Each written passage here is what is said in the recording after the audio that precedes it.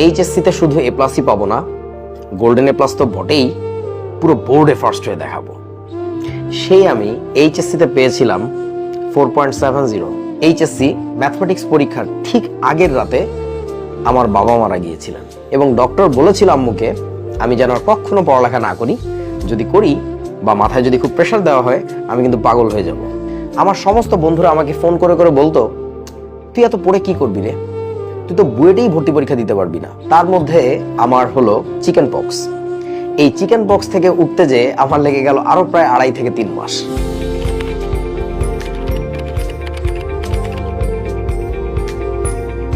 সামনে এইচএসসি পরীক্ষা, ভয় করছে?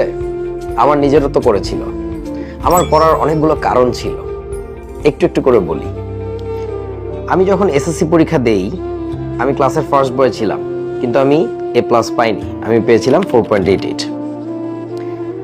যখন আমি এসএসসিতে এ প্লাস পেলাম না, অথচ আমার পেছন থেকে 32 জন এ প্লাস পেল, অনুভূতিটা বুঝতে পারো? আমার পরিবার কিভাবে নিয়েছিল, আমার শিক্ষকেরা কিভাবে নিয়েছিল, আমার পাশের বাসার আন্টি কিভাবে নিয়েছিল, এই অনুভূতি আসলে ভাষায় ব্যক্ত করার মতো না। যাই হোক, টার্গেট নিয়েছিলাম এইচএসসিতে শুধু এ প্লাসই পাবো না, গোল্ডেন এ প্লাস তো বটেই, পুরো বোর্ডে ফার্স্ট হয়ে দেখাবো। সেই আমি এইচএসসিতে পেয়েছিলাম 4.70। একটার পর একটা আমার জীবনে ঝড় বয়ে যাচ্ছিল। সেই ঝড়ের গল্পগুলো চলো শুনে আসি। কলেজ যখন শুরু হলো তখনই আমার টাইফয়েড জ্বর বাঁধলো। এই টাইফয়েড থেকে উঠে বসে সুস্থ হয়ে পড়ালেখায় ফেরত আসতে আমার প্রায় 2 থেকে 2.5 মাস সময় চলে গেল। যখন এটা শেষ করে পড়া শুরু করলাম, সবার প্রথমে আমি শুরু করেছিলাম আমার সবচেয়ে পছন্দের সাবজেক্ট ইংরেজি দিয়ে। একজন স্যারের কথা জানতে পারলাম, তিনি খুব ভালো ইংরেজি পড়ান। স্যারের কাছে পড়তে যাওয়ার সময় প্রথম দিনই আমার বন্ধুর বাসায় সাইকেল রেখে যখন পড়তে যাচ্ছি, তখন ওদের বাসার লোহার গেটে মাথায় একটা বাড়ি খেয়ে আমি চিৎপটাং। সেখান থেকে সুস্থ হতে হতে আমার বছর পার হয়ে গেল এবং ডক্টর বলেছিল আম্মুকে আমি যেন আর কখনো পড়ালেখা না করি, যদি করি বা মাথায় যদি খুব প্রেশার দেওয়া হয় আমি কিন্তু পাগল হয়ে যাব। ভাই, জীবনে কোনটা ইম্পর্ট্যান্ট, পড়ালেখা নাকি সুস্থভাবে বেঁচে থাকা? অবশ্যই সুস্থভাবে বেঁচে থাকা। সো আম্মু বলেছিল আর পড়াশোনা করতে হবে না, যেভাবে আছো থাকো। আমি যেহেতু একমাত্র ছেলে, সে তো ছেলেকে সুস্থ চাইবে, পড়ালেখার দরকার নেই। সেই আমি পড়ালেখা ছাড়া তো ভালো লাগছে না। আমার বন্ধুরা তখন টেলিফোনে কল দিয়ে বলে তারা আজকে এটা পড়েছে, ওটা করছে, কি একটা অবস্থা, ভালো লাগছে না। তখন আমি আস্তে আস্তে করলাম যেটা, নিজের উপর একটু একটু করে ছোট্ট ছোট্ট এক্সপেরিমেন্ট চালানো শুরু করলাম। সেটা হচ্ছে কি, গল্পের বই পড়া। আমি বিভিন্ন গল্পের বই পড়ে পড়ে খেয়াল করছিলাম আমি মনে রাখতে পারছি কি, আমি কি অসংলগ্ন কোনো কাজ করছি, আমি কি পাগলের মতো কিছু করি। এভাবে করে একটু একটু করে পড়তে পড়তে যখন বুঝলাম যে না, সমস্যা তো হচ্ছে না, তখন আস্তে করে বইয়ের দিকে গেলাম। এবং বইয়ের দিকে যাওয়ার পরে কিছুদিন হলো, মাত্র 15-20 দিন, তার মধ্যে আমার হলো চিকেন পক্স। এই চিকেন পক্স থেকে উঠতে যেয়ে আমার লেগে গেল আরো প্রায় 2.5 থেকে 3 মাস। বুঝতেই পারছো ইন্টারমিডিয়েটের সময়টা পাওয়া যায় কতদিন। তার মধ্যে একটা মানুষ যদি এতদিন বিছানার সাথেই কাটায়, তাহলে তার হবেটা কি? এসব দেখে আম্মু বলল, তোর এবছর আর কাজ নেই, কোনো দরকার নেই, তুই বাবা পরের বছর পরীক্ষা দে, এবছর থাক। আমি তো সেটা মানার ছেলে না। আমার মধ্যে তো একটা অহংবোধ কাজ করে, একটা আত্মসম্মান বোধ কাজ করে যে আমার বন্ধুরা ইউনিভার্সিটিতে চলে যাবে, ওরা আমার একবার সিনিয়র হয়ে যাবে, আমি ওদেরকে ভাইয়া বলে ডাকবো ক্যাম্পাসে, এটা তো হতে পারে না। তখন আমি পণ করলাম, না, যা হওয়ার এবছরই হবে, আমি এবছরই দেখে নেব। তখন পড়ালেখা শুরু করলাম। শুরু করে সবকিছু না এলোমেলো লাগছিল, কেউ আমাকে সহযোগিতা করার নেই, কোনো বন্ধুর সাথে কথা বলেও কিছু বুঝতে পারছি না, সবাই শুধু হাসে। এটাই হবে তোমার সাথে, যখন তুমি কোনো কিছু পারবে না, তোমার বন্ধুরা এগিয়ে যাচ্ছে তরতর করে, তখন তুমি না হাল ছেড়ে দিতে পারবে না। ওরা হাসবে, ওরা হাসার মানুষ, ওরা হাসবে, তুমি তোমার মতো চেষ্টা করে যাবে। তখন আমি আম্মুকে বলে আমার বাসায় একজন প্রাইভেট টিউটর নিলাম, আহাদ ভাই, আমার খুব শ্রদ্ধেয় গুরুজন, আমাদের এক ব্যাচ সিনিয়র ছিলেন ভাইয়া, অসম্ভব সুন্দর পড়াতেন। কিন্তু একটা মানুষ তার সব দিকে এক্সপার্ট হয় না। তখন ভাইয়ার যে ব্যাপারটা আমি লক্ষ্য করলাম, ওনার ফিজিক্স আমি বুঝি, ওনার ম্যাথমেটিক্স আমি বুঝি, ওনার কেমিস্ট্রিটা আমি ভালো বুঝি না। কিচ্ছু করার নেই, যা পেয়েছো বাবা তাতেই শুক্রিয়া করো, সেটাকেই সম্বল করে সামনে এগিয়ে যাও। বঙ্গবন্ধুর কথাটা মনে আছে, তোমাদের যা যা আছে তাই নিয়ে ঝাঁপিয়ে পড়ো। সো আমার ছিল ফিজিক্স আর ম্যাথ, আমি ওটা নিয়েই ঝাঁপিয়ে পড়লাম। কেমিস্ট্রির ক্ষেত্রে আমার একটা কৌশল অবলম্বন করতে হলো। সেই কৌশলটা কি? Let me share it with you. 1 number কৌশল, মনে রাখা। কারণ আহাদ ভাইয়া যেটা বলছেন মিথ্যা তো আর বলছেন না, ভুল তো আর বলছেন না, হয়তো কোনো কারণে আমি বুঝতে পারছি না, সেক্ষেত্রে তোমাকে মনে রাখতে হবে। ভাইয়ার কোনো কথা যে বুঝতাম না তা কিন্তু না, কিছু বুঝলাম এখানে, এরপরে আবার কি যে করলো সেটা বুঝলাম না, একটু পরে আবার বোঝা শুরু করলাম। এই যে মাইক্রো লাইন্স আমি বুঝতে পারছি, আবার মাঝখানে কিছু মেগা লাইন্স আমি বুঝতে পারছি না। সো এদের মধ্যে কানেক্ট করার চেষ্টা করো। যদি কানেক্ট একান্তই করা না যায় সেক্ষেত্রে মনে রাখো, কারণ আগে তোমাকে পরীক্ষা সামলাতে হবে, তারপরে বোঝার আরো সময় আসবে। সো আমি যেটা করলাম সেটা হচ্ছে মনে রাখতাম সবকিছু না, মাঝখানে যতটুকু বুঝি। আমাদের অধিকাংশের একটা বদ অভ্যেস হচ্ছে কোন একটা চ্যাপ্টার ধরে বলে দিই আমরা এই চ্যাপ্টারটা বুঝি না। এটা কখনোই হয় না। ওই চ্যাপ্টারের স্পেসিফিক টপিক খুঁজে বের করো, কোনগুলো তুমি বোঝো না। যেগুলো বোঝো না সেগুলোকে তুমি লিখে রাখো, অর্থাৎ তুমি তোমার প্রবলেম সর্ট আউট করো। প্রবলেম সর্ট আউট করার ক্ষেত্রে অনেকেই পিছিয়ে থাকে, অনেকেই বোঝে না যে প্রবলেম সর্ট আউট করার মানে কি। যারা নিজের সমস্যাটা জানে না স্পেসিফিক্যালি যে আমার এখানে সমস্যা, তার সমস্যা কেউ সলভ করতে পারবে না। ভেবে দেখো, তুমি একজন ডক্টরের কাছে যেয়ে বললে আমার না সমস্যা আছে, ডক্টর বললো জি প্লিজ বলেন না কি সমস্যা। আমার সমস্যা আছে। ডক্টর আবার বললেন বলেন না প্লিজ সমস্যাটা বলেন না। তুমি বললে যে আছে, এই পুরো শরীরেই সমস্যা। এটা বললে কোনো ডক্টর তোমার সহযোগিতা করতে পারবেন না। You must have to be specific, তোমার কোথায় সমস্যা। এই সমস্যাটা যদি তুমি সর্টিং এ দেরি করে ফেলো তাহলে তোমার সলভিং এ আরো বেশি দেরি হবে, হয়তোবা তোমার সলভিং কোনোদিন হবেই না। সো আমি যেটা করতাম, বাসায় বসে সেলফ স্টাডি করে সমস্যা বের করতাম। একেবারে শুরু থেকে, ফিজিক্সের শুরু, কেমিস্ট্রির শুরু, ম্যাথের শুরু থেকে পড়ে পড়ে যেতাম। সমস্যা হলে সেই জিনিসগুলো ভাইকে দেখাইতাম। হ্যাঁ, বেশ কিছু জায়গাতে যেমন কেমিস্ট্রির ক্ষেত্রে আমার পুরো বইটা ধরেই সমস্যা, ওরে বাবা এর তো কিছু বুঝি না। তারপরে আমি চেষ্টা করতাম ভাইয়ার কথাগুলো এবার মনোযোগ দিয়ে শুনে সেখান থেকে সমস্যা বের করার, এবং মোস্টলি আমি মনে রাখতাম। আমি আবারও বলছি, জীবনে তোমার যদি এরকম হয়ে থাকে, নানান রকম সমস্যা, পারিবারিক সমস্যা, শারীরিক সমস্যার ভিতর দিয়ে যেতে হচ্ছে, সেসব ক্ষেত্রে তুমি এই কাজ করতে পারবে না যে তোমাকে সবকিছু বুঝেই সামনে যেতে হবে। বেশ কিছু সময় তোমাকে তোমার মনের বিরুদ্ধে কাজ করতে হবে। যার মন যত শক্ত এসব ক্ষেত্রে, সে তত বেশি বিজয়ী হয়। যদি তোমার মন শক্ত না হয় তাহলে তুমি যে কোনো কিছুতেই ভেঙে পড়বে। এক্ষেত্রে আমার পরামর্শ হলো মন শক্ত করা শেখো। বিশ্বাস করো তুমি তোমার একমাত্র প্রকৃত বন্ধু। সো নিজেকে নিজে প্রবোধ দাও, যা কিছু হয়েছে আমি ভালোর দিকে এগিয়ে যাব, এবং আমার মতোই আত্মসম্মান বোধটা জাগ্রত করো যে আমি ছোট হতে পারবো না, আমি নিচে যেতে পারবো না। তাহলে তোমার দেখবা এই অল্প সময়ে না অনেক কিছু পার করে সামনের দিকে চলে যেতে পারবা। এবং কখনো, আবারও বলছি, কখনো ওই জেদ ধরো না আমাকে সবকিছু বুঝেই সামনে যেতে হবে। তাহলে হবে কি, তুমি এক জায়গায় আটকে পড়বে, তুমি আর সামনের দিকে আগাতে পারবে না। তাহলে মন শক্ত করা 3 নাম্বার পয়েন্ট। 4 নাম্বার পয়েন্টে আসো, বোর্ড কোশ্চেন অ্যানালাইসিস করা।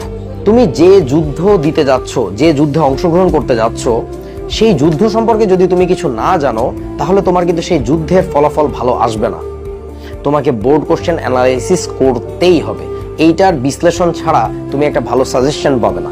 হ্যাঁ, অনেকেই হচ্ছে বিভিন্ন স্যার বা ভাইয়ার করে দেওয়া সাজেশন ফলো করে, বাট এটার চেয়ে সবচেয়ে ভালো হচ্ছে নিজের তৈরি করা সাজেশন ফলো করা। নিজের তৈরি করা সাজেশন। আমি যখন এইচএসসির আগে সাজেশন বানাচ্ছিলাম তখন আমি প্রচুর বোর্ড কোশ্চেন ঘেটেছি। বোর্ড কোশ্চেন ঘেটে যেটা বুঝেছি, এই অধ্যায় থেকে প্রশ্ন বেশি আসে, ওই অধ্যায়ের ওই টপিকটা সবচেয়ে ইম্পর্ট্যান্ট, অনেকবার আসতে দেখা যাচ্ছে। এবং যখনই কোনো প্রশ্ন পেতাম ওই অধ্যায়ে যে ওই কোশ্চেনটাকে মার্ক করতাম বইতে অথবা নোটে অথবা গাইডে, যে এই প্রশ্নটা বারবার আসছে। নিজের হাতে তৈরি করা সাজেশনের কোনো বিকল্প নেই। তবে হ্যাঁ, তোমার সাজেশনটা বড় ভাইয়া, বড় আপু, স্যার যারাই আছেন তাদেরকে দেখাতে পারো যে আমার কাছে মনে হচ্ছে এই টপিকটা বেশি ইম্পর্টেন্ট, আপনার কি মনে হয়। এটা হলো তোমার জন্য আমার 4 নাম্বার পরামর্শ। 5 নাম্বার পরামর্শে আসো, নিয়মিত পরীক্ষা দাও। পরীক্ষা দেওয়া ছাড়া শুধুমাত্র যদি পড়তে থাকো তোমার আসলে প্রগ্রেসটা তুমি ধরতে পারবে না। সো আমি যে কাজটা করতাম, বাসায় যখন আহাদ ভাইয়া আসতেন তখন আমি তার কাছে ছোট ছোট পরীক্ষা দিতাম, বা উনি আমার কাছে পড়া জিজ্ঞাসা করতো যে আমি পড়েছি কিনা। তোমরা অনেকেই প্রচুর পড়ো বা প্রচুর ক্লাস করো, কিন্তু না সেলফ অ্যাসেসমেন্টটা হয় না যে তোমার আসলেই ওই পড়াটা তোমার মধ্যে পাকাপোক্ত হয়েছে কিনা। তুমি একটা জিনিস শুনলে, এখন বুঝলে, কিন্তু কতক্ষণ মনে রাখতে পারছো, that matters, that is very much important. ঠিক আছে? আর কোন একটা টপিকে সবকিছু তোমার বুঝতে হবে ব্যাপারটা এরকম না। সেই টপিকটার কিছু কি পয়েন্ট থাকে, কিছু মেইন টার্নিং পয়েন্ট থাকে, সেই টার্নিং পয়েন্টটা অবশ্যই তোমার মাথায় ফিক্স করতে হবে। যদি এটা ফিক্স করতে না পারো, তুমি পরীক্ষার হলে বসে দেখবে প্রশ্নের দিকে ফ্যাল করে চেয়ে আছো। আমি না এটা পারতাম, কিন্তু এখন আর মনে পড়ছে না। এটা কোনো কথা না, তোমাকে পারতেই হবে। আর জীবনের সংগ্রামে ভাই হার মানা যাবে না, এরকম একটা দৃঢ় মনোবল তৈরি করো। তোমাদেরকে আমি আমার জীবনের গল্প শোনাচ্ছিলাম, এতক্ষণ অসুস্থতার গল্প শোনালাম। শেষ একটা গল্প বলে আমি তোমাদের আজকের আলোচনা শেষ করব। সেটা হচ্ছে, আমি ফিজিক্স, কেমিস্ট্রি, ম্যাথ এই তিনটা মূল সাবজেক্টের মধ্যে সবচেয়ে দুর্বল হচ্ছে গণিতে।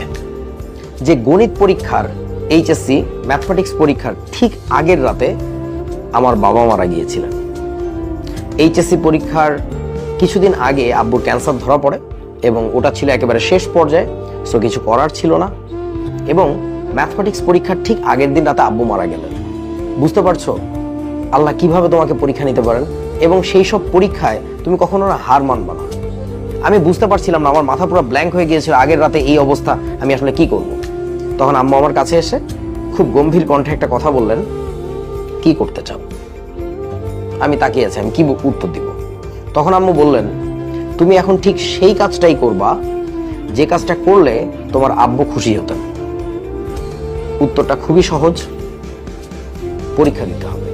আব্বু কখনো চাইতেন না আমি পরীক্ষা মিস করি। সো আমি পরীক্ষা দিলাম এবং যথারীতি যা হওয়ার তাই হলো।